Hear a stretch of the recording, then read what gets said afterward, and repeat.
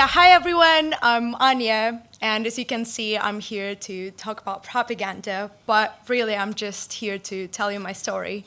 So, let's roll.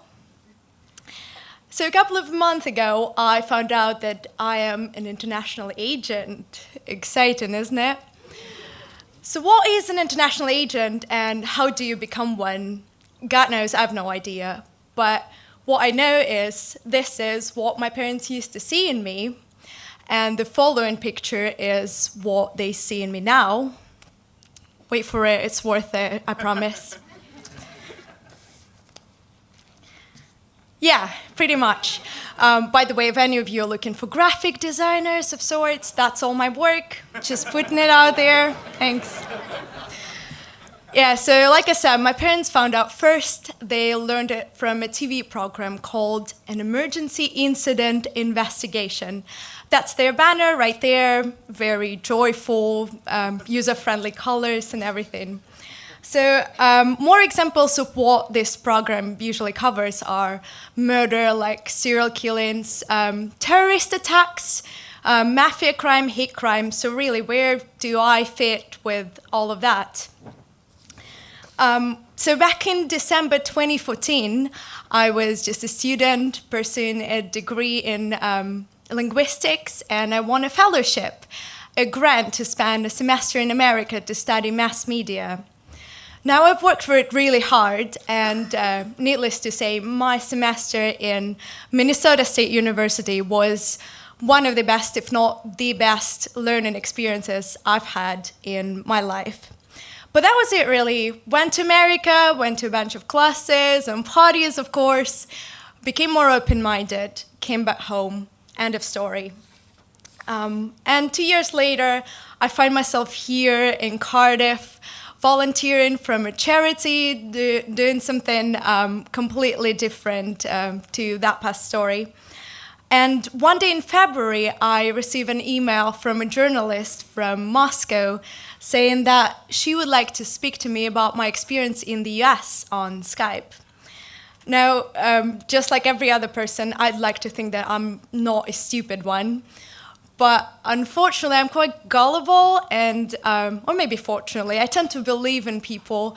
So eventually, I agreed to do the interview, and even though it was just a casual chat on Skype, I couldn't help but feeling like I had walked into a trap right there. So anyway, after about a month, I received a call from my parents saying they just saw me on TV. And as you can understand, it's not the hell yeah, I made it type of situation. So the program I was featured in is called Debtors of the US Department of State. And it's basically like a 20-minute show where the whole group of brilliant, accomplished people in media sphere are being accused of receiving certain funds from the US Department of State and spreading the anti-governmental propaganda in Russia, ironically. So yeah, I only occupy about 3 minutes of the show, but during that time, they managed to make it seem like I'm a part of this great espionage scheme, and the US Department of State hired me to work for them, and like they get the names confused, placed in Norfolk in the US, so it's like bizarre, really. Among the things they used to create this video are my personal pictures from a social network and cutouts from my Skype interview, like that one, where I'm just smiling, sitting in my pajama in my bedroom, by the way, really not expecting to turn up on national TV. And even though when I watch that program, I obviously understand that some things seem odd, something doesn't add up, and something just doesn't make sense completely, I know that there will be people out there who are just so used to trust the mainstream media, they will just look at it and don't question it and take it for what it is. And this is why I'm here tonight. This may seem like a single, unique story of some girl from somewhere in Russia, whatever, but it's not really. We encounter propaganda on a daily basis everywhere. I mean, yeah, right? This is what I'm talking about. Thanks.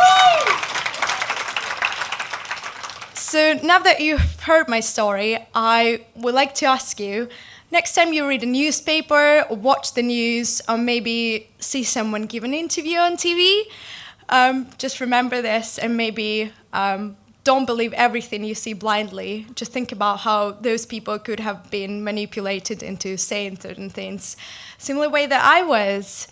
So yeah, let's start changing things 400 people at a time, I guess. Let's question things together. Thank you.